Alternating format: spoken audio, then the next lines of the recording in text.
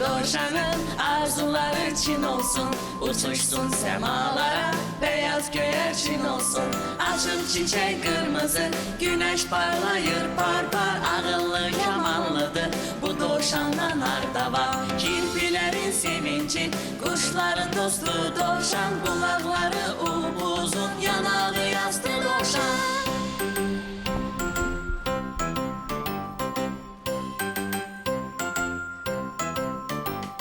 Aldılar bu çehrayı, bu da sarı çiçeğdi. Dovşanın çiçekleri hamısına geçeydi.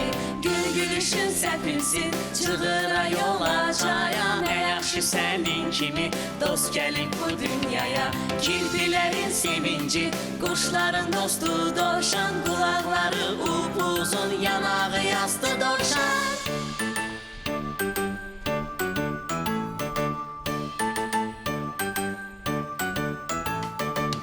Günüdür dovşanın arzuları Çin olsun. Uçuşsun semalara, beyaz göğerçin olsun.